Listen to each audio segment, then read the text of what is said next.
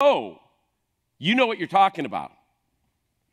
You know, you're taking our feelings into account with all of this, okay? Before we talk about the conflict in the Middle East tonight, we need to ask an important question. And here's the question that we need to ask.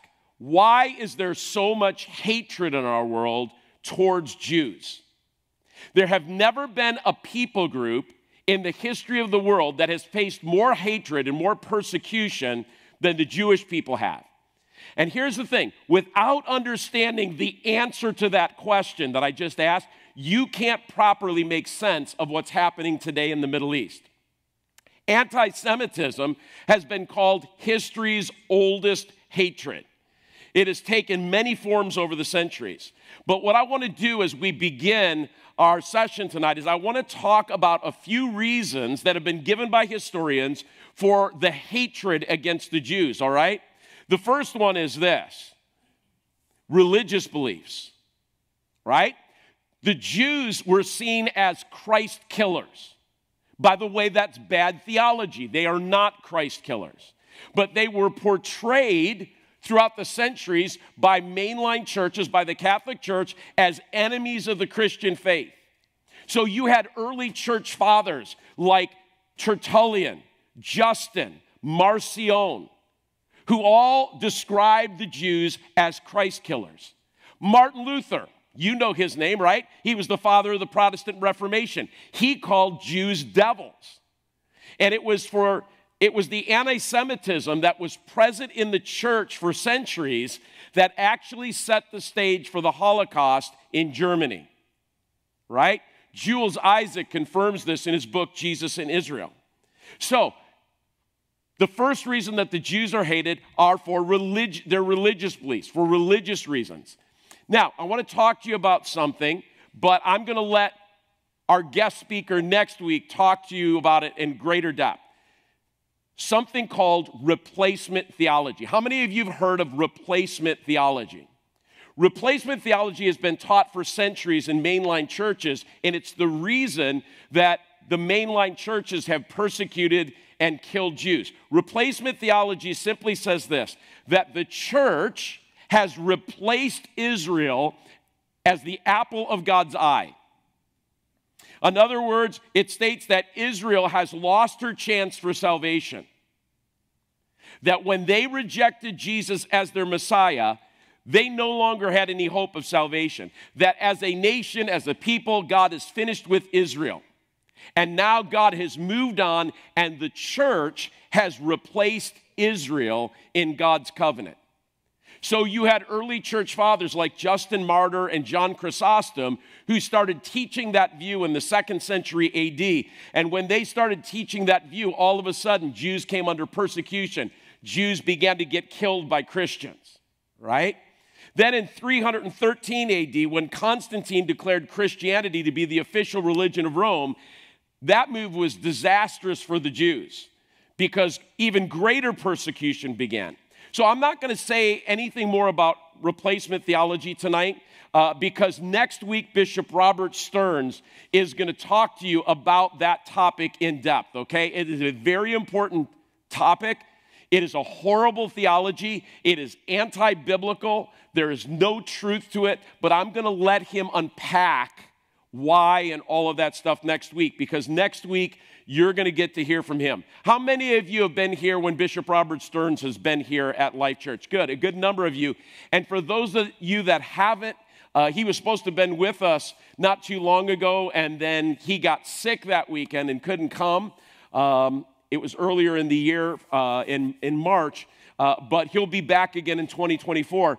But if you haven't heard him, you'll want to hear him. He is amazing. He is one of the foremost experts on Israel and Jewish things, as well as being an incredible worship leader. He leads Eagles Wings Ministry. By the way, if you're interested in more information, the book that we recommended, if you go to our website for this class, is the Watchman on the Wall manual that has been produced by Robert, okay? And a lot of these things that we're talking to you about, it's all in that manual.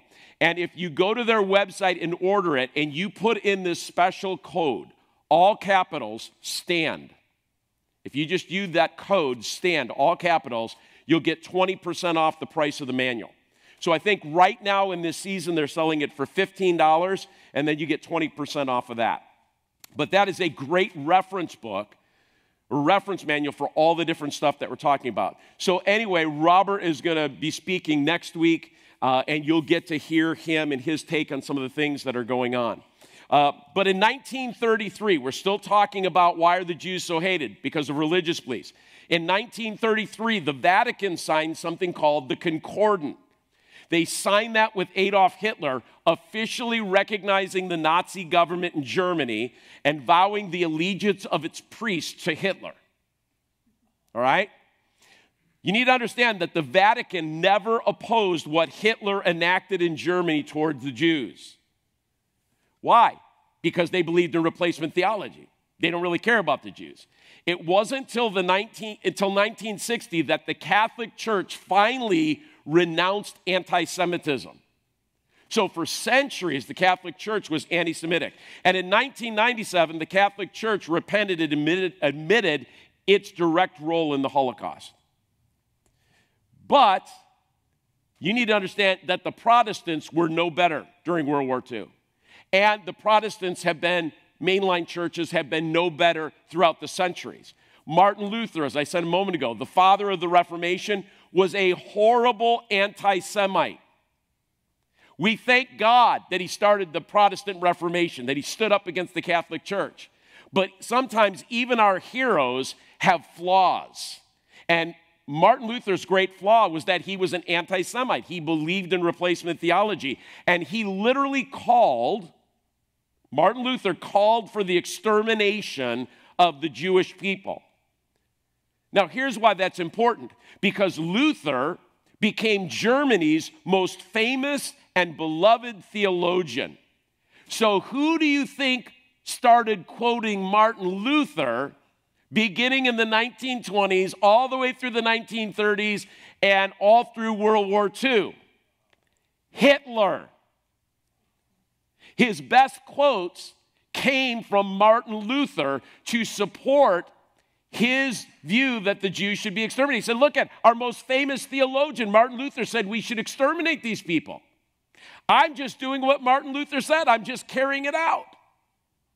Right?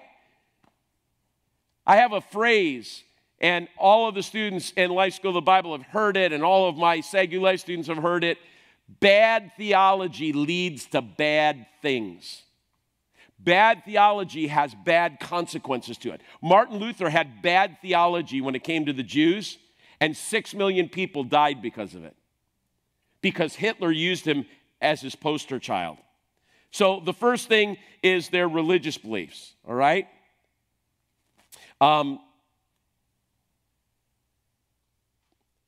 Second thing, cultural differences.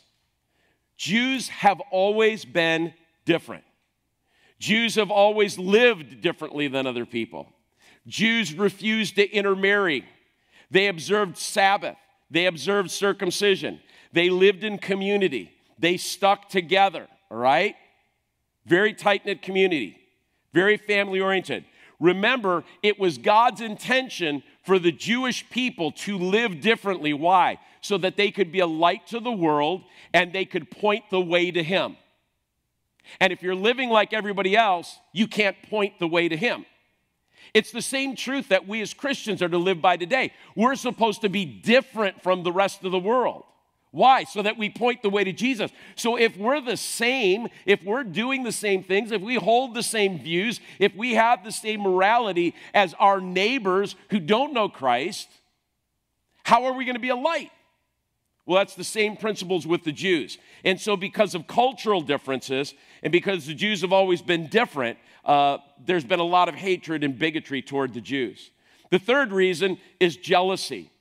The Jews have always prospered wherever they have lived. And this is an interesting historical study. The Jewish people would go into a town that was just destitute, that the economy was bad, that it was going nowhere. And as soon as the Jews would arrive in that town, guess what would happen? The town would begin to prosper. And the people of that town, as they saw their town begin to prosper, then got jealous of the Jews. They wanted to steal their wealth, and they would drive the Jews out. And it was always the same excuse, because you hear this from anti-Semitic people today.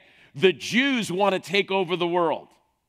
The Jews want to take over Wall Street. The Jews just want the money. You know, why are there so many rich Jewish people? Well, I'll tell you why, because God's blessing is on them. I mean, that's just the plain fact of the matter. God has blessed them with the ability to prosper. And so they would go into these towns that were destitute. The towns would start to come alive, and then the people would get jealous of them and angry at them, and they would drive them out of town. So you know what they would do? They would just move on to another town, and the same thing would happen again. God would start blessing them, and they'd get driven out of that town, and this is where a lot of the persecutions came from. There was also a lot of jealousy over the fact that they were called God's chosen people, all right, amongst religious people. Now, when we talk about the Jews being God's chosen people, all right, that doesn't mean they're his only people, all right? God loves everybody equally. But when we use the term God's chosen people, it's not a term of exclusivity. It's these are the people that God chose to bring us Messiah, to bring us Jesus, all right? So a lot of religious people saw that, well, who do you think you are? It's really like Joseph when he had that dream, right? And his brothers are like, well, who in the world do you think you are? You with your coat of colors, and you being father's favorite, you know, they got him, they throw him, and they tried to do what? They tried to kill him because of jealousy, right? So that term, chosen people, it refers to God's use of them, not that he loves them more than anybody else, okay? Some interesting facts about Israel is this, that Israel, whether you realize it or not, is the 100th smallest country in the world with a population of 0.001% in relation to the rest of the world. However, get this, it has the highest standard of living of any nation in the Middle East. Again, God's blessing. We'll talk about that more in a minute. They lead the world in technology and inventions. They are the only democracy in the Middle East. They have the highest ratio of university degrees to population in the world. Israel has more museums per capita than any other nation. They're the largest immigrant-absorbing nation on earth. They have been blessed, all right? They have been highly blessed. So because they have been so blessed, everything they put their hand to prospers. There's a lot of jealousy when it comes to the Jews. Now, when they were given the land in 1947 by UN resolution, you have to understand that the land of Palestine was a barren desert wasteland. Nobody wanted it. We're going to talk about that in a few minutes. The British had won it from the Ottomans in World War II, and they wanted to get rid of it because it was nothing but problems, all right? It is a barren desert wasteland. Nobody could get anything to grow there. It was junk land. But in Isaiah 35, verses 1 and 2, God said this, I will cause the desert to bloom. It was a prophetic word about what God was going to do when he brought his people back to the land. And you know what? The Jews have caused the desert to bloom as prophesied. They lead the world in agricultural advances. They have the largest number of startup companies in the world. Did you realize that voicemail was developed there? Email was developed in Israel. They developed the Centrino processor chip for the first computers. The first computer antivirus software was developed there. The cell phone was developed there. Technologically and agriculturally per capita, Israel is amazing. God has blessed and prospered them. And in 75 years, when you see the city of Tel Aviv, all right, that modern city on your TV screen, understand that 75 years ago, that wasn't there. None of that was there. It's like they rose out of the ashes to develop all of Israel. And so they have this amazing agriculture. People go there from around the world, arid places, to study. How are you doing this? How are you getting the desert to bloom? All of that stuff, all right? So anyway, third reason is just simply jealousy that they're hated so much. Fourth, and this is an important one, is demonic assignment. You cannot discount the fact that Satan hates those that God loves, and that includes you and I. The conflict in the Middle East does not make sense unless you understand that there has been a demonic plot from the pit of hell from the very beginning to wipe out the Jews. And it started in Genesis 3:15, right? With that prophetic word, that he will bruise your heel. That whole thing, right? And I talked about this in the Revelation series. Who was the woman, right? And the Jews were the first woman that the enemy attacked because it was through that woman, through the Jews, that the Messiah was going to come. And then it was Mary, and now it's the church, right? Because they were chosen to bring God's blessing into the world in the form of the Messiah, and through them came the revelation of God and biblical principles brought to the world, there's been a demonic assignment placed against them. So here's what I want you to understand tonight. When we talk about what's going on right now in our world, it is a spiritual battle.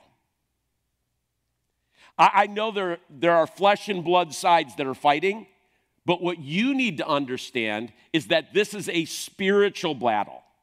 That's why different rules apply to Israel than to any other nations on the planet. Have you noticed that in any of the coverage and anything you've watched and seen, that when it comes to Israel, they have to live by a different standard than the United States has to live by? When we went into Iraq, when we went into Afghanistan, nobody was asking the questions to us that they ask to Israel. Nobody was holding us to the standards that Israel is being held to, correct? Different rules apply to Israel. Why? Because this is a spiritual battle. All right? The hatred against the Jews is demonically inspired. That's why it doesn't even make sense. When you, how do we have people, how do we have a congresswoman who gets up on the floor of Congress and who out in public talks about that she believes that what happened on October 7th was a good thing? How can we have a congressman that's pro-Hamas? You can be pro-Palestinian because you're Palestinian. We're all pro-Palestinian here tonight, but we're not pro-Hamas. We're not pro-terrorist. We don't advocate what they have done. We don't buy into it. We don't condone it, right? But we have a heart for the Palestinian people, and I'll talk about that in a few minutes. But how can you have someone be that blind and stand up and say those things? Because this isn't a battle against flesh and blood. What people say and do in this battle does not make sense because it's demonically inspired. And so the enemy is using all these people as puppets, and they don't even realize they're being used. Because half the things that they say, number one, are not true, and number two, they don't even make sense logically. Are you with me? Have you found yourself, watching some of these things going on and scratching your head and going, this doesn't even make sense? Have these people lost their minds? And the answer is yes, because there's a demonic deception. There's the demonic veil over people's eyes. And we as believers have to understand that when we're dealing with this issue. From the very beginning, the enemy has tried to wipe out the Jews, all right? So the hatred toward the Jews in Israel is demonically driven. The fifth thing that I want you to understand is they're hated for political reasons. The rumor has been circulated throughout the centuries that the Jews want to take over the world, especially financially. This has created a lot of hatred, a lot of persecution. When we come to political reasons in the Middle East, the Israelis are seen as occupiers. We're going to talk about that. Is that true, right? They're seen as having stolen land. You have all these political reasons. But at the end of the day, none of them hold water. And then finally, the Jews are hated so much just simply because of misinformation. People have a lot of misinformation about the Jewish people in Israel. Lies are told all the time by their enemies. And that's why I'm teaching this class, so we can dispel the lies and we can share the truth with you. Unfortunately, you and I are seeing right now that anti-Semitism is alive and well, and we're only 70 years after the Holocaust. Think about that. We are only 70 years on the other side of World War II, the Holocaust, the greatest atrocity in human history, and you have incredible levels of anti-Semitism. Anti-Semitism that is thriving on our college campuses. And I've been saying for years and have been warning that the stuff that's being taught on our college campuses has been anti-Semitic. Well, now the fuse has been lit, right? That's why you need to be informed with the truth. Right now, the Jewish people need friends. It's only been in the last 40 years that they have found friends amongst evangelical Christians. Now, this is really, really important. Jews do not trust mainline Christians because of replacement theology and hundreds of years of persecution and killing, right? But in the last 40 years, as evangelical Christians have reached out to them and have proven themselves to be friends to them, the Jewish people in the state of Israel have warmed up to evangelical Christians. They're the ones that they trust, all right? And so that's really, really important. In 2008, I got a chance to be a part of, I went with 8 pastors to be the first delegation that met with Orthodox Jewish rabbis. All right, we were the first group of Christian pastors. We met for 3 days in Jerusalem with Orthodox Jewish rabbis, and they taught us and we taught them. It was an incredible time. That's the first time that kind of dialogue had happened, and I can tell you that the Orthodox rabbi that set that up really took it in the throat. There are a lot of people in Israel that didn't understand. A lot of people in Orthodox Jewish rabbis, they didn't know, what are you doing meeting with Christians? And that was kind of a break the ice moment after years of them finally believing, boy, you're helping us. You really are our friend. You really would stand by us, right? God's promise to the Jewish people in Isaiah 62, 6 and 7 says this: I have posted watchmen on your walls, Jerusalem, and they will never be silent day or night. You who call on the Lord. Who is it that calls on the Lord? It's us. It's talking about us. You who call on the Lord, give yourselves no rest, and give him no rest till he establishes Jerusalem and makes her the praise of the earth. So the call for us as believers, and again, we'll talk more about this in a moment, is to stand with Israel. We are to be the watchmen on the walls. It says, you who call on the Lord. That's us. That's Christians. That's believers. Give yourself no rest, right? Until God establishes Jerusalem and makes her the praise of the earth. So it's very right for us to study these things. It's very right for us to stand and defend the Jewish people's right to exist as a nation and as a people. And make no mistake, that's what this is all about. And you're going to see it more and more as we get into this stuff. So now let me just talk about, for a moment, why do we stand with the Jewish people? And what does it mean to stand with the Jewish people? So there's this famous quote by Sir Edmund Burke. And Sir Edmund Burke said this: the only thing necessary for evil to triumph is for good men to do nothing. The only thing necessary for evil to triumph is for good men to do nothing. As Christians, God is calling us to do something in this hour. He is calling us to pray for and stand with his people. Holocaust survivor Elie Wiesel said this: the opposite of love is not hate, it's indifference.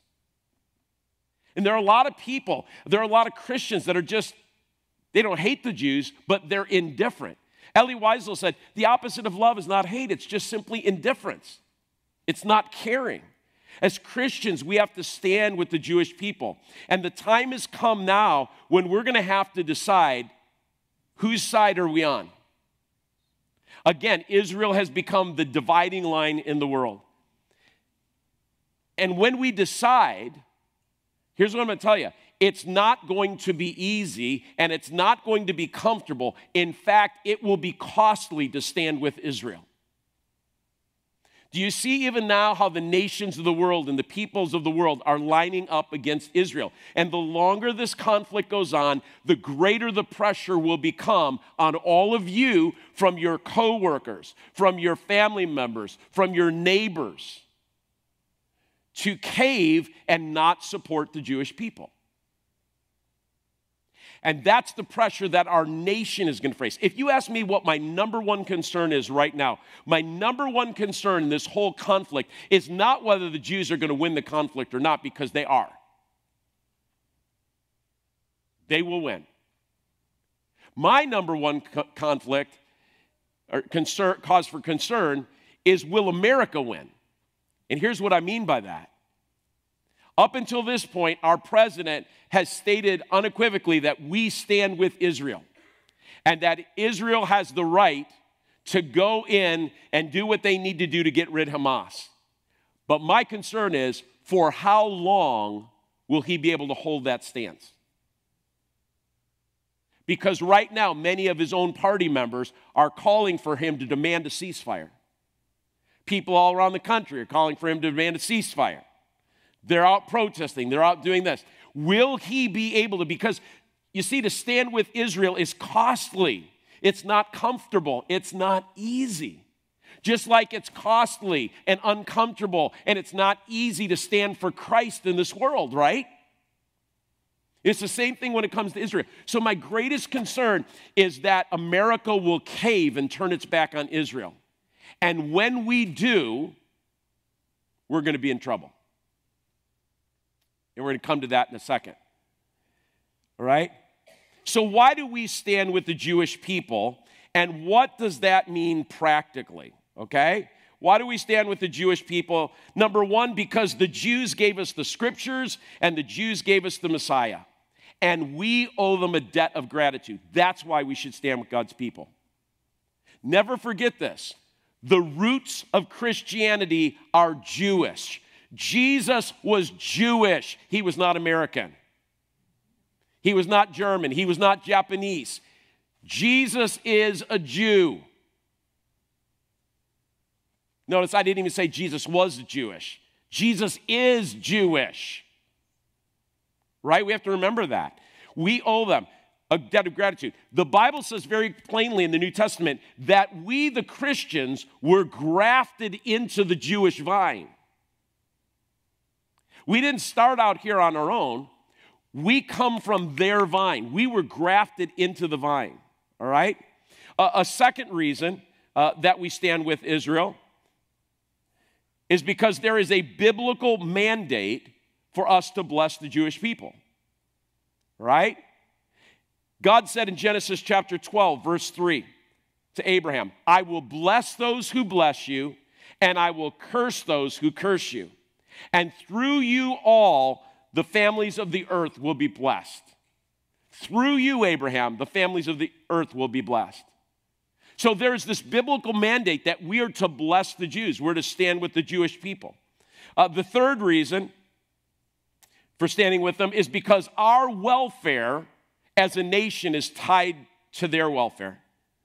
So the day America stops standing with Israel is the day that God lifts his hand of blessing from America and we fall. So here is something interesting. Nowhere in any end-time Bible reference can you find a reference to America in the end times. When Jesus returns, when the nations gather in the valley of Megiddo for the battle of Armageddon, there is no reference that you can find to America anywhere. I find it very interesting. Have you ever wondered why? Here's an interesting thought that I picked up from Jonathan Cahn. America is the only nation that's holding back evil from taking over the world. Now think about that. If we weren't the military power, if we weren't the superpower we were right now, what do you think would be happening already in Israel? Who do you think would have descended on Israel? The Russians, the Chinese, the Iranians, the North Koreans, just go down the list of names. What is the only reason that those nations are not getting involved? America, right? They don't want to tangle with us. That's not a boastful statement. Thank God we have that ability, right? Think about it. America is the only thing that's holding back these evil nations from overtaking the world. Because if America's out of the picture, who's going to stand up to the nations of the world? Great Britain? I don't think so.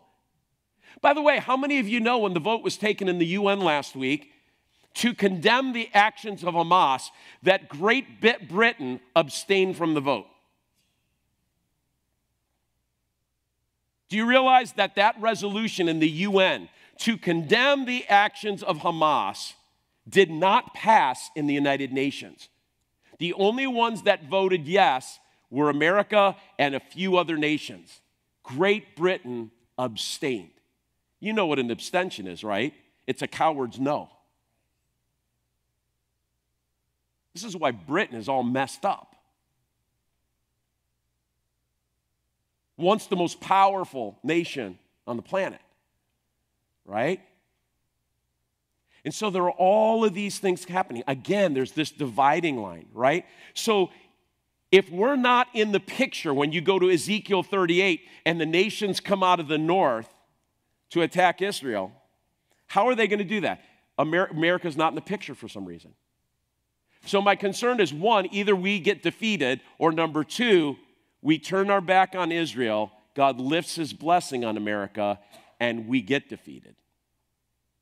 Because look at, the only reason that America's a nation is the same reason that Israel's a nation. Because God intervened. America should have never won the Revolutionary War against the British. There are so many stories about the Revolutionary War that do not get told to school children today about God's marvelous hand of intervention in battles that we should have lost. I mean, as simple as when George Washington down in the Hudson River was surrounded by all the British armies. And that night, God sent a fog that was so thick the British armies couldn't see. And Washington with his troops were able to escape across the Hudson. And when the fog finally lifted and the British went, what? They're gone. Just miracle after miracle. The same thing is true of the wars that Israel's been in. We'll talk about that a little later. But just a thought for you tonight that our welfare is tied to Israel's welfare. So we need to be aware of that. Fourth, because they are human beings created in God's image. Let me see. Try and get back to my thing here. My screen keeps going off. All right. Fifth, we stand with Israel because of the Abrahamic covenant. The Jewish people have a right, a biblical right to the land in which they reside. And next week, our friend Bishop Robert Stearns is going to explain this in great deal to you. The fact that God has not ended his covenant with Israel, as some people would lead you to believe in replacement theology. God promised that the Jews would return to the land, and they have. So he's going to talk to you about two key figures. We'll get into a little bit tonight. I'll give you some background so you understand what he's talking about, and then he'll fill it in. About two key figures in the return of the Jews to the land. A guy by the name of Theodor Herzl, who is the father of Zionism, and William Heckler, who was an evangelical Christian. Those two men paved the way for the modern state of Israel to be born. Most people don't know this, but in 1917, Great Britain owned the land of Palestine. And in 1917, the Balfour Declaration was made, which proposed giving the land to Israel for their own state. And that declaration became the basis upon which the UN resolution was made in 1947 to create two states, One for Israel and one for the Arabs. Did you know that? So when we talk about two-state solutions, did you know in 1947, the Arabs were offered a two-state solution? A state for Israel, a state for the Arabs. And you know what happened? Israel accepted the proposal, but the Arabs rejected it. And so on May 14th, 1948, the state of Israel was born, but there was no Arab state because they refused. Right? So I want to just say this. What does it mean to stand with Israel? All right? Here is what standing with the Jewish people does not mean.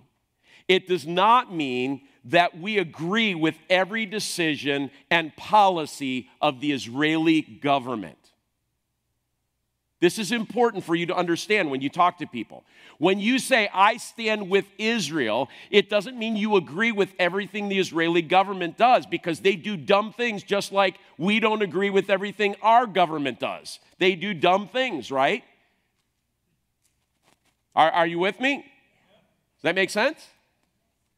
So when we say that we stand with Israel, it doesn't mean we stand with every decision that they make, because they make mistakes and they do things wrong, right? Just like our government. It also does not mean that we don't pray for and love and support Arab and Palestinian people. So to support one, Israel, does not mean that you cannot or do not support the other. See, in America, we like to do this either-or thing. Right? If you're for Israel, then you're against the Palestinians. That's not true.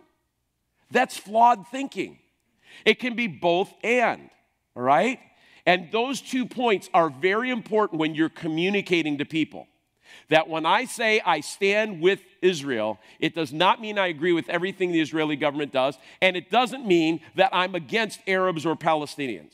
We love the Palestinian people.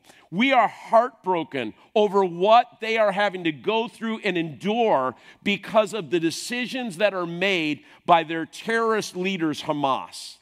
We pray for them, and God loves them. It's very important that we communicate that, right? The Palestinian people so many of them are innocent. The vast majority of them are innocent. In fact, there was a wonderful video that was produced, and I'm going to show it to you one of these weeks, that there's a whole Palestinian underground that is trying to communicate with the outside world and say, we want to be free of our leaders, Hamas. And so this video was produced, and it was sent out through the underground, where they said, please understand that we don't agree with our leadership. We've been held hostage since 2006 by them. Right? And we'll talk more about how the Palestinian territory and the Gaza Strip came into being and all that, all right? So to stand with Israel means we support their right to exist as a people and their right to have their own state. That's what it means to stand with Israel. We support their right to exist as a people. Why is that important? Because you have nations like Iran, Yemen, Syria, right? Lebanon. You have Hezbollah and Hamas and all these terrorist groups that want to exterminate the Jews from the planet. No, we stand with Israel. They have the right to exist as a people, just like you and I have a right to exist as a people. And they have the right to have their own state, just like other people groups have their own states. All right? That's what it means to stand with Israel. All right? So now let's talk about how you can pray for Israel. All right? Here are a few things when you're praying for Israel and standing with Israel to think about and pray for. Number one, pray for the peace and the protection of Jerusalem. Psalm 122:6. All right? Pray for the protection of the Jewish people, and that peace will come to that region. They are surrounded by 22 Arab nations. Can you imagine that? You're the only democracy. Your country's the size of a postage stamp. I'm going to show you some maps in a few minutes. And you're surrounded by 22 Arab nations. You need a lot of prayer. and divine protection. The second thing that you can do is you can pray for the decrease of anti-Semitism. All right? I don't know how that's going to happen, because that thing is a powder keg, and it just seems to be increasing daily. But we need to pray against anti-Semitism. So as you're praying for the Jews, pray against anti-Semitism. Third, pray for a spiritual awakening in Israel. You may not understand or realize it, but the vast majority of Jews on the planet today are non-observant Jews. What does that mean? They're also referred to as secular Jews as opposed to religious Jews. All right? So if a Jew is non-observant, that means they don't celebrate Judaism. They're not religious Jews. And people ask, well, how could that be? Why would that be? Why aren't they actively serving God? Because after the Holocaust of World War II, many Jews gave up on God. They felt like God had abandoned them, that God did not save them. And so the majority of Jews today are non-observant, what is referred to as secular Jews. And in the state of Israel, the nation of Israel, the majority of Jews there are secular Jews, not religious Jews. They're not Orthodox, they're not ultra-Orthodox, they're not anything. They're cultural Jews. Okay, so that's important for us to understand. So pray for a spiritual awakening within their hearts. 4, pray that Iran will not develop its nuclear weapon. I heard a couple of weeks ago that Iran is 84% complete with their nuclear weapon. And they were saying that by the first of the year, Iran could have a nuclear weapon. You know what's going to happen if Iran gets a nuclear weapon? They're going to try and use it on Israel. Why? Because in the charter of Iran is the elimination of the Jewish people. Just like in Hamas's charter and Hezbollah's charter and all these groups that are backed by Iran. It's right in their charters. Our stated goal is the elimination of the Jewish people. So as soon as they get a nuclear weapon, they're going to try and use it. That's why it was so important that the United States do everything it could to prevent them from getting the materials and the stuff they needed to develop this nuclear weapon, because that's going to be a bad, bad thing. Number 5, pray that the U.S. will remain Israel's ally. We just talked about that. Number 6, pray that God will give Israeli leaders wisdom in this hour. Remember, the Jewish people are fighting for their lives against the people who openly admit to wanting to eliminate them. If that were you, what would you be doing right now? Would you engage in a ceasefire? If people were trying to wipe Americans off the face of the earth, would you engage in a ceasefire? I don't think so. You would do everything you could to eliminate the threat, right? You need to understand that Israel has never been an aggressor in any war. They have always been attacked. All right? Do you know that from the time they turned what is now the Gaza Strip over to the Palestinians, okay, that was done in 2005, from 2006 until now, every day out of the Gaza Strip has come into the cities of Sderot and the other cities along there, missiles.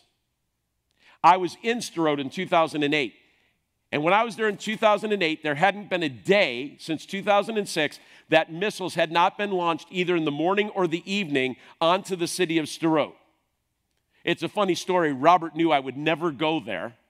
And so he put me in a van with these other pastors, and he didn't tell me where we were going, and he said, "It's a surprise."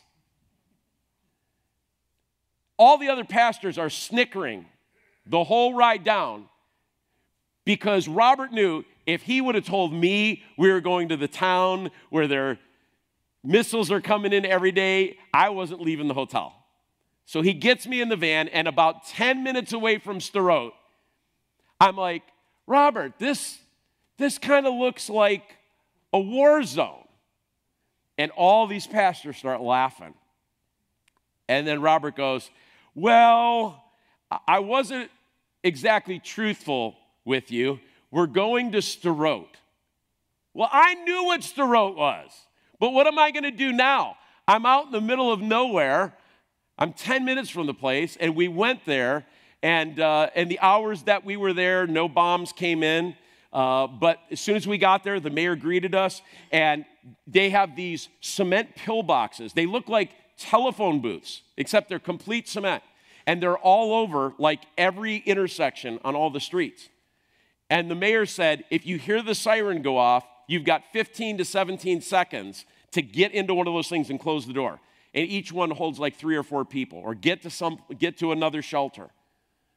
So I made sure the whole time we were walking around, I'm making sure I know where that closest bomb shelter is so that I can go. All right? But think about this. Since 2006, every day, they're always shooting rockets into Israel. It got so commonplace, the news doesn't even cover it anymore. And for the majority of time, Israel doesn't even respond back. But then when they finally have enough and they do respond back, then it's all over the news that Israel is bullies, right? These are the kinds of things that you have to understand. So pray that God will give them wisdom in what they do and how they do it. I can tell you that the Jewish people, that Israel want peace. In fact, we're going to get into this as we go through this class, that Israel has given away a lot of land that they rightfully won in war just to obtain peace, including giving back half of Jerusalem to the Muslims. But Golda Meir, former prime minister of Israel, once said this: you can't negotiate with people who want to kill you. And that's why the peace process has never been successful with these terrorist groups, okay? The next one is this: pray that terrorist groups like Hamas and Hezbollah will fall. All right, we need to pray that. We also need to pray against media distortion and lies. And then we need to pray for increased trust between Jews and evangelical Christians, all right, that bond will continue. And finally, pray for Israeli and Palestinian innocents who have become victims of the ongoing conflicts, all right? So that's just a laundry list of things that you can pray for. Now I want to talk about the origin of the state of Israel. Again, this is all foundational material that helps you to understand the conflict. So, the first and foremost thing that you need to understand is that Israel was God's idea. All right? Israel was God's idea. In Genesis, God made a covenant with Abraham. And as a part of that covenant, God gave the Jewish people a land. Now, because of their sin, because of their refusal to repent, we read about it in the Old Testament, they lost that land to other nations. They lost that land to the Assyrians in the north. They lost that land to the Babylonians in the south. But God's promise to them was that one day he would bring them from the farthest corners of the earth where they had been scattered, and he would bring them back to the land, and it would once again be theirs. Where do we find that? Isaiah chapter 43, verses 5 and 6. And so it's interesting that for over 2,000 years, the Jews held on to that promise. And each year, as they would celebrate the Passover and they would celebrate other Jewish feasts and important events, they would always end with this phrase: next year in Jerusalem. All right? Next year in Jerusalem. And that statement was a demonstration of their faith and their belief in God's promise that one day they would return to the land. So how the state of Israel came into being is very important for you to understand, because it provides the answer to much of the misinformation that is spouted by people today, saying that Israel is an occupying nation and that they stole the land. So I'm going to show you that nothing could be further from the truth. So the story of Israel actually begins in the late 1800s with two men that I mentioned earlier. A secular Jewish journalist, all right, named Theodor Herzl. So this guy wasn't even an observant Jew. He's a secular Jewish journalist, and an evangelical pastor named William Heckler. And I'll let Robert fill in more details next week. Right now, I'm just going to kind of give you the 35,000-foot version of events. But after Herzl saw continuing persecution and injustice against the Jewish people, Theodor Herzl began a movement to see the Jewish people return to their homeland and even possibly have their own state, because he felt like it was the only way that they could be safe in the world. That movement was called Zionism. So let me define Zionism for you, because people have wrong ideas about what Zionism is. That's one of those terms that gets thrown around and people don't know what they're talking about, all right? Zionism was a Jewish national movement describing the yearning of Jews to return to the land of Israel. That's all it was. It has often been called a racist belief today, but it is not. It is fundamentally opposed to racism. The idea that Zionism, or the desire to have one's own nation, that's all Zionism is, was the idea that it was racist actually came from an Arab-Russian-sponsored UN resolution that was passed on November 10th, 1975, which said this: Zionism is a form of racism and racial discrimination. And what that was is it was a ploy to delegitimize Israel as a nation. In fact, the UN Secretary of General at the time, Kofi Annan, described it as a low point in UN history. And so that resolution was actually repealed in 1991. But in 1975, it passed in the UN, right? Here's what you need to know about Israel. Israel is a colorblind society comprised of Jews and non-Jews from at least 100 different countries from diverse ethnic and cultural backgrounds. When people think of Israel, they think that the only people that live there are Jewish people, that Israel is all Jewish people. That is not right at all. There are over 100 people from over 100 different countries representing all kinds of ethnicities and cultural backgrounds. Israel is way more diverse than you could possibly imagine. It has become a safe place for many people seeking asylum, including displaced Jews from around the world. The other thing you need to know about Israel is that Israel is not a theocracy. Okay? In the Old Testament, Israel was a theocracy when it first began. That means God was the ruler, because Israel didn't have a king, right? Israel is not a theocracy. It is a democracy that is run by an elected parliament called the Knesset. So democracy, not religion, is the cornerstone of Israel. You may not understand this or realize this. Israel has no state religion. Judaism is not the state religion of Israel. All faiths enjoy freedom of worship in Israel. Okay? There is no, just like in America, there is no state religion. We don't give preference to anyone. Neither do they do that in Israel. So to be a Christian Zionist means that you support the right of the Jewish people to return to the land of their ancestry. That's all that means. All right? It is not racist, it's not bigoted, it's just that you support the right of the Jewish people to return to the land of their ancestry. So, going back to Theodor Herzl, to promote his idea, Theodor Herzl wrote a book in 1896 called The Jewish State. That book was picked up and read by William Heckler, and it confirmed to him a vision that God had given him of Israel returning to the land. And so Heckler, this evangelical pastor, began to work with Herzl. And in 1897, they convened the first Zionist conference in Basel, Switzerland. Now, in that conference, they were not asking for their own state at the time. They were simply encouraging the Jews to return to the land. What is that called? It's called Aliyah. How many of you have ever heard Jews talk about Aliyah, making Aliyah?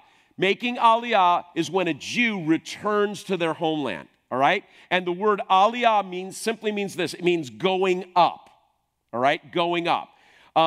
What's interesting in the scripture is that when you read the Psalms, the psalmist is always talking about, let us go up to the mountain of the Lord. Let us go up to Jerusalem. And why is that? Because Jerusalem is the highest point in Israel. So when people would travel there for the feast days, they would go up to Jerusalem, okay? Well, Theodore Herzl died in 1904, but the ball was now rolling. Now we fast forward, okay? And by the way, I wanted to show you a picture here of, there's Theodore Herzl. His picture hangs in the Hall of Independence where the Jewish Declaration of Independence was signed in 1948. Even though he wasn't there, he's considered to be, as the father of Zionism, the one who got the ball rolling for Israel to become its own state. All right? So now we fast forward to 1917. At the end of World War I, Great Britain assumed control of the land of Palestine from the Ottomans. A guy by the name of Arthur Balfour was the Prime Minister of Great Britain at the time, and he signed in 1917 what was referred to as the Balfour Declaration. And the Balfour Declaration promised the Jews their own homeland, that they could have the land. That declaration in 1917 set the stage for what would then happen on November 29th, 1947, after World War II. It was on November 29th, 1947, that the newly formed United Nations proposed a two-state solution based on the Balfour Declaration, giving the Jews and the Arabs their own land and their own states. All right? Now, let me just pause there for a second. Interesting piece of history. While the UN was in session debating whether or not to give land to Israel, a Christian by the name of Rees Howells, he wrote a very famous book some of you may have read called Rees Howells' Intercessor. It's actually a biography of him. One of Christianity's great intercessors, right? He was with his students during that time at Wales Bible College, and they engaged in 11 days of prayer and fasting that the UN would vote yes and give Israel the land to become their own state, because originally, when the proceedings started, there were not enough votes for that resolution to pass in the UN. And when the resolution was passed on November 29th, 1947, Rees Howells said this: "It was the greatest day for the Holy Spirit since the day of Pentecost." Right? So, November 29th, 1947, the UN passes the resolution for a two-state solution. Give Israel their own land and state, give the Arabs their own land and state. And I've already told you what happened. The Arabs refused the two-state solution while the Jews accepted it. And on May 14th, 1948, David Ben-Gurion declared Israel, okay? He declared Israel to be a free and sovereign state in accordance with the UN's approval and granting of a portion of the land of Palestine to them. All right? And so I want to show you here a map of the land that Israel was given. Right? So, we're going to come back to this in a second, but I want you to look at the map on the left. That's originally, all that stuff in that teal green, that's the original size of Israel, right? That was the original land that was given to Israel. So just kind of keep that in mind, okay? I want to also point out that they were not given Jerusalem by the UN. Now, I want you to think about this. What is the most important city to a Jew? Jerusalem. But in the original agreement with the UN, they did not give the Jewish people, if we go back to that, let me go back to that map. Notice where Jerusalem is. Do you see where it is, the dot? It's not in the teal color. They were not given Jerusalem. That's like giving someone a body without giving them a heart.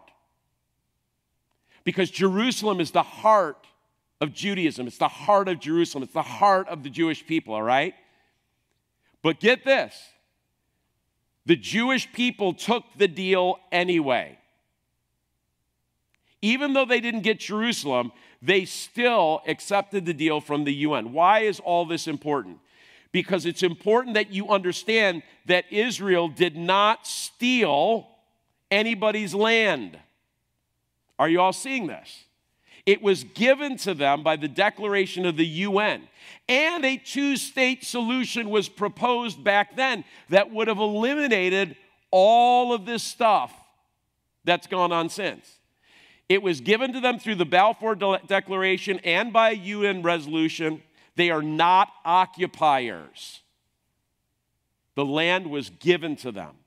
So all the talk that you hear about a two-state solution is bogus, because do you realize a two-state solution has been offered to the Arabs on at least 4 different occasions starting in 1947, and they have rejected the two-state solution every single time.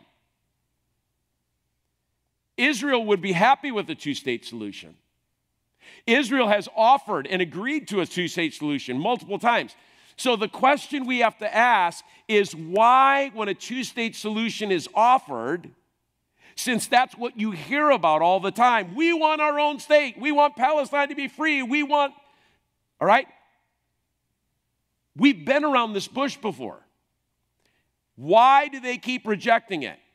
Because they do not want their own state. That's not the goal. The goal is the elimination of Israel and the Jewish people.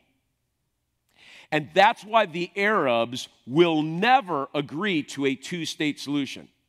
This is why there's been no peace in the Middle East, and there never will be as long as terrorist groups like Hamas, Hezbollah, Yemen, Lebanon, Syria, and Iran exist. Because their charters, again, call for the elimination of the Jewish people. If they settle for a two-state solution, guess what they'll have to do? Shut up.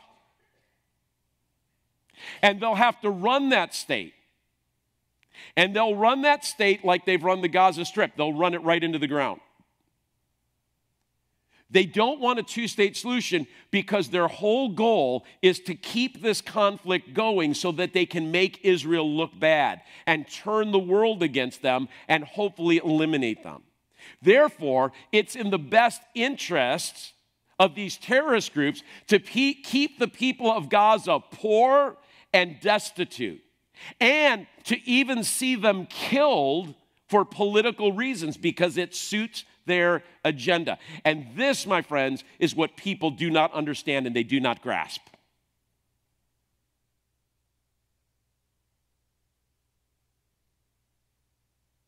The Arabs, those that are against Israel. And now, thankfully, over the last few years, we've seen Arab countries. You know, it's really interesting, the timing of the October 7th attack. It happened right before what was going to happen. Israel was supposed to sign an accord agreement with Saudi Arabia and a bunch of other Arab nations that have now said, you know what, we want to be friends with Israel. Do you realize that Saudi Arabia has now removed all curriculum in their schools that say Jews should be eliminated? Because they understand it is good for them to be economically aligned with the Jewish people. It's good for them to be friends with the Jewish people. There is a generation of Arabs that are growing up that said, we're tired of this nonsense. And so Iran wanted to stop that accord, that agreement from being signed. And so that's why they got Hamas to do what they did as their proxy. Because what has happened to the accord now? Got all blown up. Didn't happen, right? So again, it's understanding all of these different things that are happening behind the scenes, all right? So let me share one more thing before we quit tonight, and I want to talk to you about the miracle of Israel. There's another reason that Israel is accused of being occupiers, and to understand that, you need to understand the miracle of Israel since becoming a state. 4 minutes after David Ben-Gurion declared Israel a state on May 14th, 1948, President Harry Truman signed a document recognizing Israel's statehood. America was the first to acknowledge Israel as a nation. Right? Nobody else wanted to acknowledge Israel as a nation. Why? Because they knew the Arabs were unhappy about it. And they didn't want to tick the Arabs off because the Arabs hold the oil. But Harry Truman remembered what he had learned in Sunday school from his Sunday school teacher, that God said, I will bless those who bless you. And so, against the advice of all of his cabinet members, it's a fascinating story, another story that doesn't get told. Harry Truman acknowledges Israel's statehood 4 minutes after Israel becomes a state and says, we stand with Israel. All right? He did that because of what he learned in Sunday school. Isn't that amazing how God brought that back to them? 16 minutes after that. So now Israel's been a state for 20 minutes, a whole 20 minutes. The Arab nations surrounding Israel, all right? So all of those nations in green, there's Israel, the little blue dot. Look at all of the Muslim nations that surround Israel. 20 minutes after they declared themselves a state, Egypt, Iraq, Jordan, Syria, Lebanon, Saudi Arabia, and Yemen declared war on Israel. This was called the War for Independence. It lasted 8 months, and it resulted in a stunning Israeli victory. Why do I say stunning? Because Israel had only been a state for 20 minutes. Israel was outmanned. They were outgunned in every way. It was impossible for Israel to defeat all of those nations that had armies and air forces and everything else. They didn't even have anything put together. There were makeshift Jews living in the land.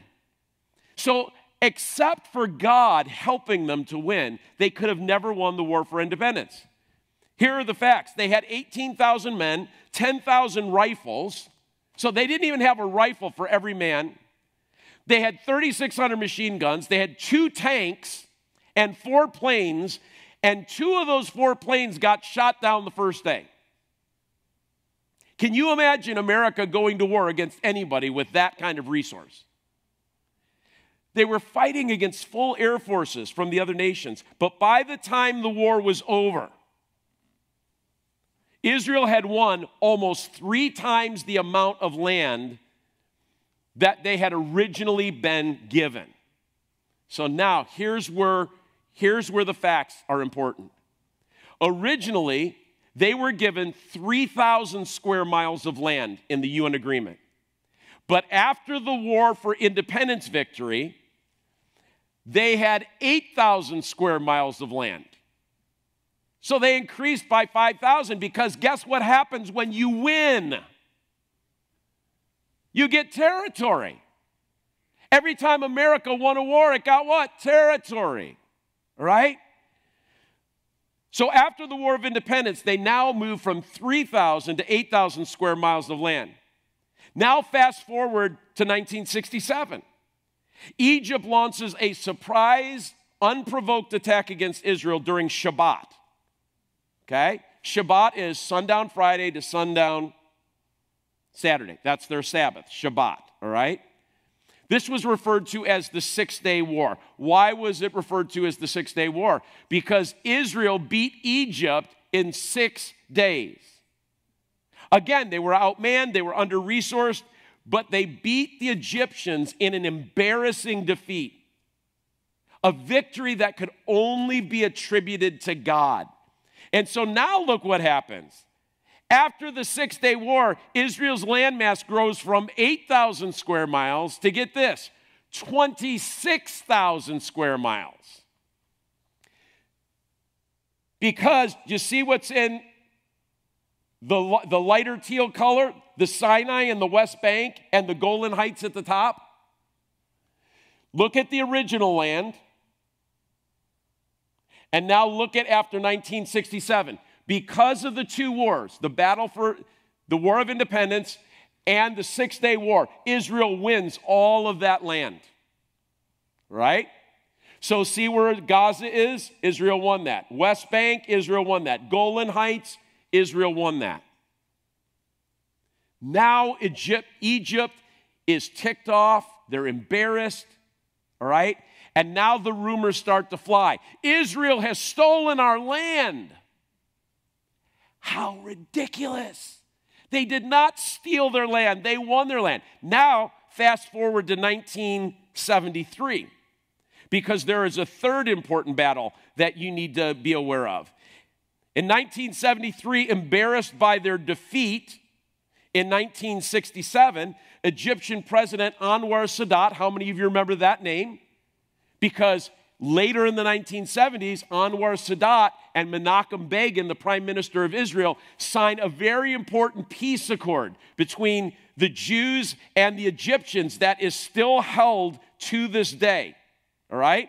It is still held to this day, right? By the way, Anwar Sadat is assassinated because of that agreement that he made with the Jews, all right? So it cost him his life. Remember I said to stand with the Jewish people can be uncomfortable and costly.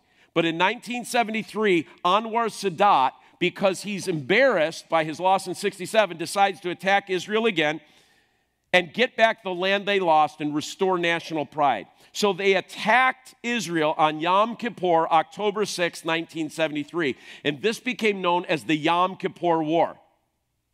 Why is this current conflict of great interest? Because when did Hamas attack? Same time, Yom Kippur, all right? Yom Kippur for the Jews is the Day of Atonement.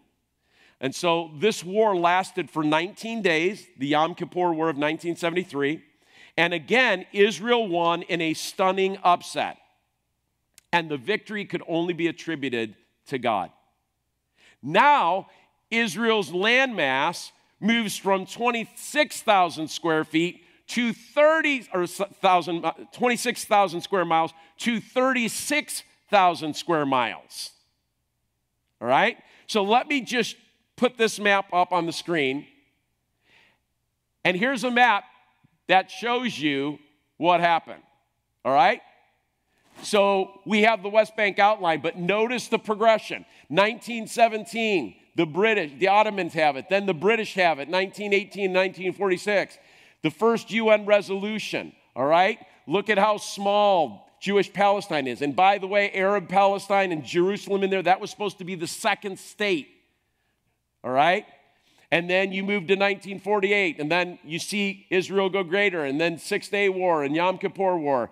And then that last slide we'll talk about in future weeks, that's where Israel begins to give land back to them, parts of the West Bank and the Gaza Strip. All right, all in an effort to get peace, right? So why am I telling you all this stuff? Because Israel is accused of being occupiers and stealing land, but they didn't steal it. They were attacked, and they won the land in war. It's kind of interesting. The British aren't asking the United States to give back the land that they lost in the Revolutionary War, right? If the British started talking about the Americans as occupiers, people would laugh at them. They would say, you lost that land. So basically what I'm trying to tell you, it's all sour grapes. I want you to take note that Israel has never attacked an Arab state or group or been the aggressor in any conflict. This is the key. Every time they have to defend themselves, they have only fought to protect and defend themselves. They have been very gracious. They have deeded back land to Arab groups that they won over the years to demonstrate that they wanted to live in peace with their Arab neighbors.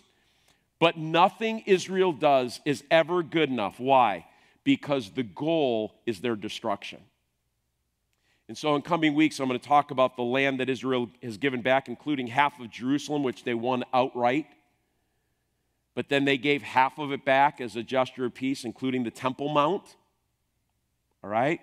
And during each of these wars, Israel has seen bona fide biblical miracles. I mean, amazing stuff. In the 1967 Six-Day War, 2 Israeli tanks were coming over a sand dune and right into an entire Egyptian tank unit. With no explanation, the Egyptians jumped out of their tank screaming, and they ran away through the desert. And the Israelis could not figure out what in the world was going on. Later, in a documentary series called Against All Odds, Israel Survives, you can watch it, it's on Amazon Prime right now. They tell the story, they interview these Egyptians that were in this tank unit, thousands of men. Why did you turn and run away? And they say, what do you mean, why did we turn and run away? There were thousands of Israelis there, armed to the hilt.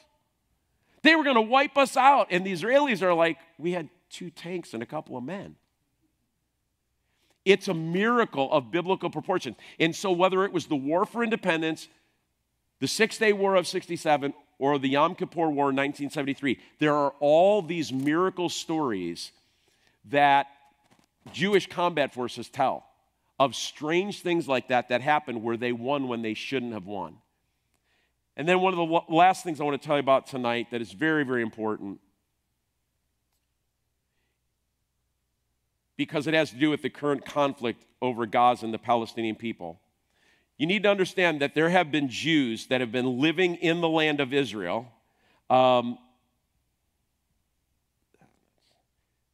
They've been living in the land of Israel for centuries. All right? In 1882, there were 24,000 Jews living in the land. So I'm going to put up some statistics right now. Right? So in 1882, there were 24,000 Jews that were living in the land in 17 agricultural colonies. David Ben-Gurion, the first prime minister of Israel, was living in one such colony. Here's what I want you to know. There was no people group called the Palestinians until 1968, all right, when Russia told Yasser Arafat that the way for him to engender sympathy for his new PLO terrorist organization was to create a Palestinian people group and tell the world that they had been displaced from their land by Israel. So the idea of a Palestinian people group was birthed in 1968 for political reasons. You will not find any mention of Palestinian people prior to that because they didn't exist. They were people that were living in the land of Palestine, but there was no Palestinian people group. So where do we get this group from? Well, Yasser Arafat formed the PLO, the Palestinian Liberation Organization, in 1964, which was a terrorist group specifically designed to create an Arab state and eliminate Israel. It wasn't going anywhere. It wasn't going well. It wasn't having traction. And so Russia encouraged him to come up with this story of the Palestinian people who've been living in the land for thousands of years and had their land stolen by the Israelis. But where did this Palestinian group of people that we now talk about so much, where did they come from?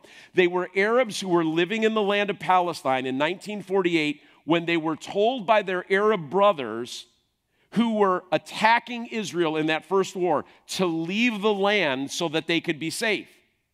So they left the land of, at that time, Israel, because it had been given to Israel, while those Arab nations attacked them in the war for independence. Their Arab brothers said, once we defeat Israel, then you can move back into the land. But something that they didn't expect happened. Israel won. And when the Arabs were defeated by Israel, the Arabs who had left the land were not allowed entry back into the land owned by Israel, and they found themselves displaced and living in camps. What is even more interesting is that the 7 Arab nations that told them to leave refused to take them into their own countries, and they hung their brothers out to dry and have kept them in a state of wandering as refugees for political gain ever since. Even today, the Arab countries surrounding Israel will not take in the Palestinians. They simply use them. Very important to understand that. By the way, every Arab who stayed in the land of Israel during the War for Independence was given full-fledged citizenship by the Israeli government. Because do you realize that Israel is often accused of mistreating the Palestinian people or Arab people or whatever? That's not true.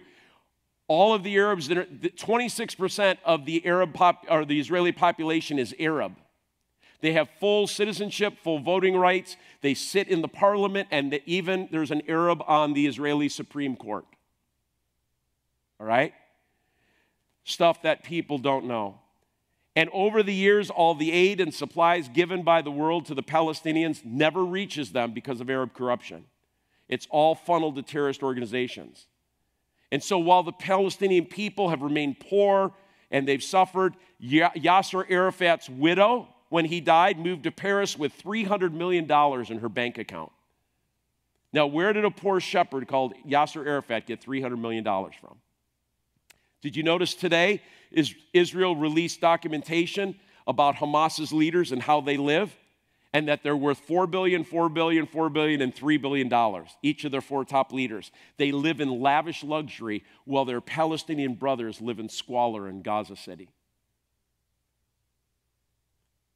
These are the things that people don't get, all right? So we're gonna stop there tonight. Again, lots more stuff. Next week, Bishop Robert Stearns is going to talk to you about a few things. It will be really good what he has to share next week. And so I encourage you to be here for that. He's going to take some of these things that I've talked about. He's going to embellish on them. He's going to talk to you at length about replacement theology. He's going to talk to you about the history of the conflict more than I have, to give you an even better understanding. All right? Any questions that you have tonight about what we've heard at all? This is being recorded tonight on our regular Sunday live stream. So this will be up on our website. You'll be able to view it.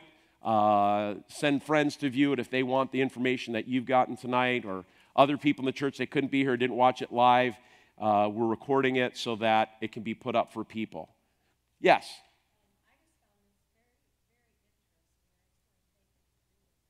You're welcome. You're welcome. Did you learn some things tonight that you never knew that were kind of surprising? Well, guess what? During this whole class, you're going to learn a lot more surprising things about Israel, because I'll tell you what, when you go to the land of Israel, everything becomes very clear to you. And Crystal and I have both been there multiple times, and when you get there, all of a sudden you realize, man, the media has duped me.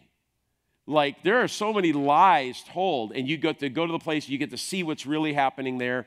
So we're going to talk about the West Bank. We're going to talk about the wall that was built there and why it was built. And again, everything that Israel does has had to be for self-defense, to protect themselves. They have never actively been aggressors. They want peace more than anybody, but they can't seem to get it. Because I go back to that quote from Golda Meir: how do you negotiate with people that want to kill you? They won't negotiate with you. Yeah, questions?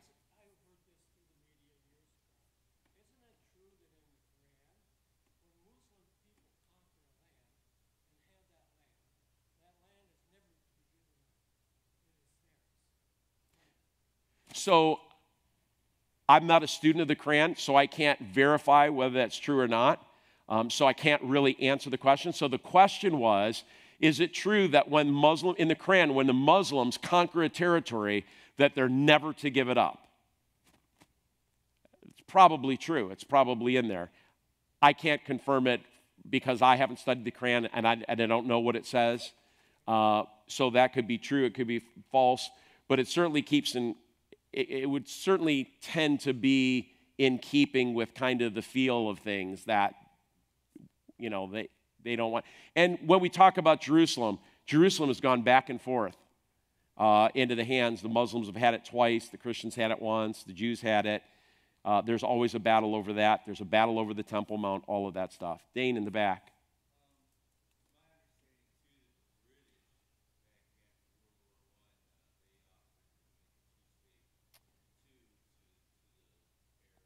That is correct.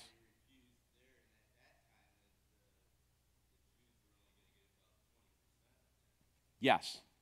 Yes. So that's actually what happened in the UN resolution. Israel got very little land, but the comment by Dane was that when the British owned the land of Palestine right after World War I, they were the first to propose a two-state solution. That is correct.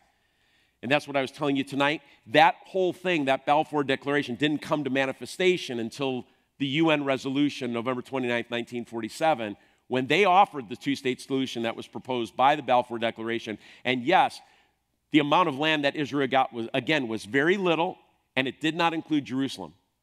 But they took it because they wanted their own land. Again, the Arabs declined the two-state solution. And so these are the things that, people that are protesting, a lot of our students, they are not students of history. They do not have the facts. They don't understand. They're parroting stuff that they hear, right? If you ask them, define for me, why are you calling the Jews occupiers? They'll say things, well, they stole the land. Well, just go through and give them the timeline. They could get that timeline out of Wikipedia or any Google search. It's all there, right? But they don't want to know because, and I'm going to come back to this thing again, there is a demonic deception, a veil that is over people's eyes. So even when it's right there in front of them, they won't see it. They won't agree to it because this is all demonically driven. So that's the one thing that you have to keep coming back to, because otherwise you're going to rip your hair out because you're going to say, it doesn't make sense. I told them the truth and they still don't believe me. I showed them the truth, they still don't. It's because they're blinded by demonic deception. All right? So don't be surprised if you share the facts with people and they still look you straight in the face and say, Israel stole the land. Israel's occupiers. Jews should die. Because that's what happens when demonic deception falls over a people. All right? All right, well, thanks for being here tonight. We will see you on Sunday.